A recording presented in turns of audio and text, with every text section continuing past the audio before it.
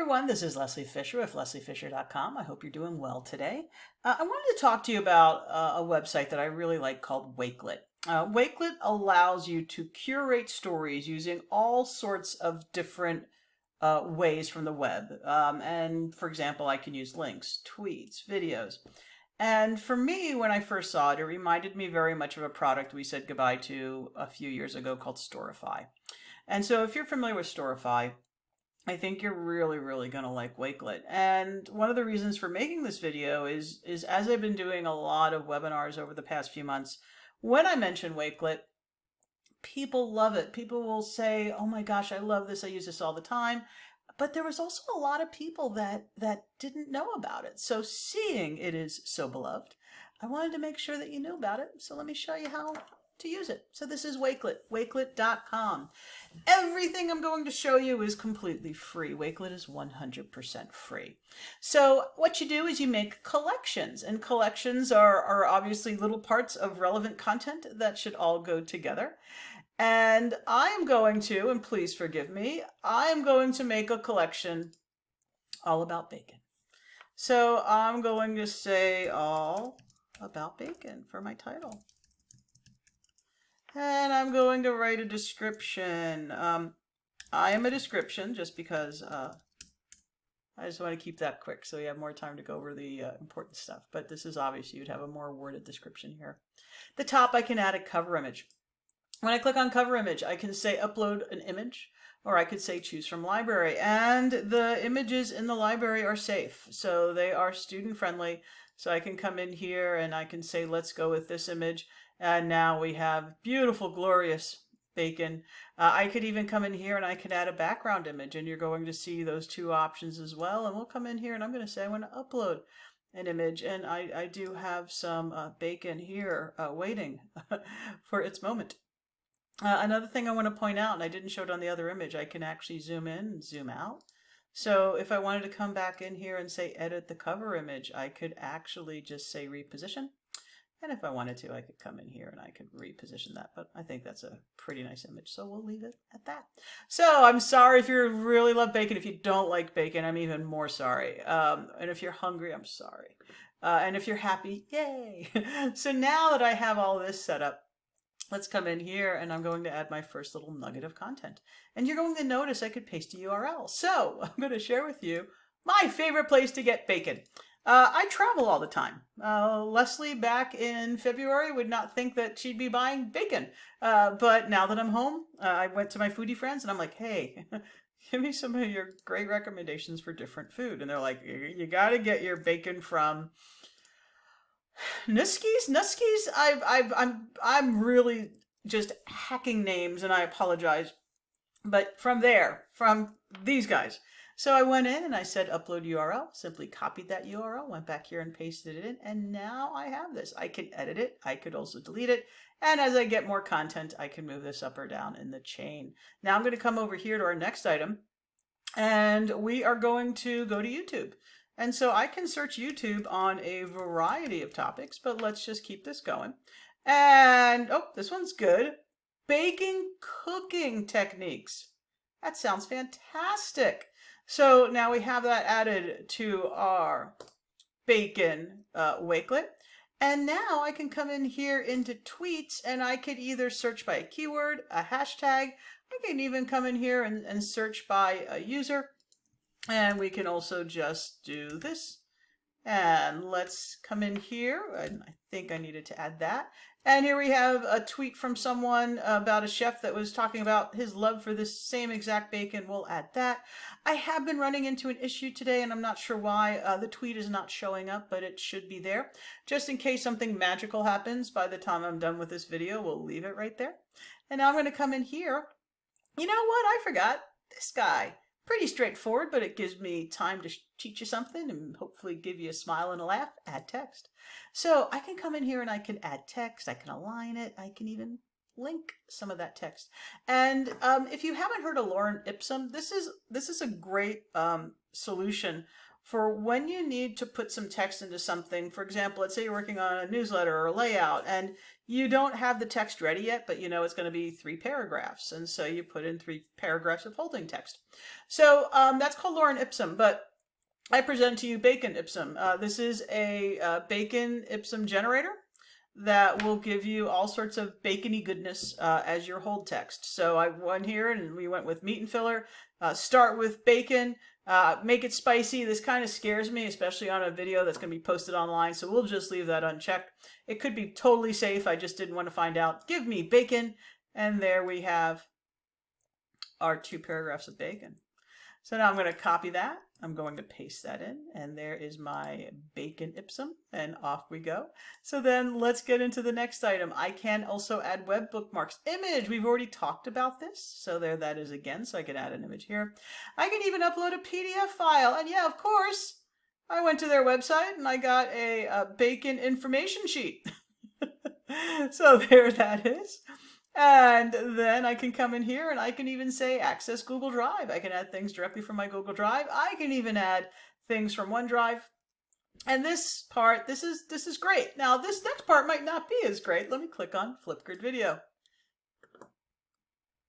Here's the not so great part video. It's me with gray hair, but these things happen. This is the Flipgrid Shorts video recorder, and it now is built into Wakelet. So I can come in here and I can click record. I can do all these different things. I can pixelate this. I can create this video. So I'm going to click record real quick. Now I'm starting my reply. If you didn't know, you could add text, you could add emojis, you could do all sorts of things. I can even draw on this. I can even make this whole thing a whiteboard if I wanted to. And then I can come in here and I can actually add a custom sticker. So if I wanted to, I could, don't mind me, I'm going to try to find, I think it's the same image, but I'm hoping you'll forgive me. I can add bacon. And now I'll click on next. Reply, if you didn't know you... And then I'll take a selfie. And now I'll say next. And now that entire video is going to be in my Wakelet. Thanks to Flipgrid. Thanks to Flipgrid Shorts for that. So I'm able to put together this story, and you're seeing a lot of different companies that are using this to explain overviews of their products. From a teaching angle, of course, there are so many ways. It's one of those you are limited simply by your imagination with it. But now I'm able to tell this story. Hopefully the basics make sense. Let me go into a couple other things. You'll notice that right here it says private. They are set default to private. And if you wanted to, you could change this to unlisted, or you could also say public, and then everyone can see the collection. So you have those options. I'm going to click here on done. And when I click here on done, it is now going to show me my Wakelet complete with my video. And you're going to also see this little icon. And this little icon is Immersive Reader. If you have been in a presentation with me before, you know of my love of Immersive Reader. As someone who is a struggling reader, I can only imagine how much better I would have done in school if I had Immersive Reader in the classroom with me. So Immersive Reader will let me come in here and change the font. It'll let me change and show the syllables. It will also come in here and I can click and it will give me a picture dictionary of certain words. And I can even come in here, and if you have a student that English might not be their main language and they're learning remotely, you could use Immersive Reader to be this really beautiful language translation. So I'm going to come in here into Italian, and now if I come back to Word, you're going to see, and you could play these aloud if you wanted to. And I can even come right back here, change the entire document to their language, and I can even have it play aloud so I can listen to it. So wherever there is text in Wakelet, there is going to be Immersive Reader, which is awesome. Okay, so now that we have this overview, let's talk about this and how the students can be part of this. You could have your students put together their own Wakelets and then share them with you, but you might get into some privacy issues with that or whatnot. So one of the things that Wakelet did, and they did this mainly with our new world of remote learning in mind, is they've always had this option for contributors. So I'm going to click on contributors. But one of the things that they've added is they've now added the ability to add a contributor just by a join code. So you're going to notice that we have here via name or email. So if the student can type in their name or they have an email address, this is a great way to add it. But let's say your student doesn't have an email address. So I'm going to come in here and I'm going to copy this link. So this would be the link that I would hand to a student or email to a student. What I'm going to do is, now that I have that link, let's act like this is going to be one of your students. Your student's going to take that link that they got and they are going to paste it in. When they paste it in, Wakelet is going to ask for their name. And I was trying this out earlier, and Yoshi is actually my mom's dog. So let's go with Yoshi and let's add Yoshi. So we'll click on add. And when we do, it sometimes takes a couple moments for it to be added. And then once in a while, I have to do the old refresh, and it will make it happy. Well, we'll see. We'll put my mom's name in.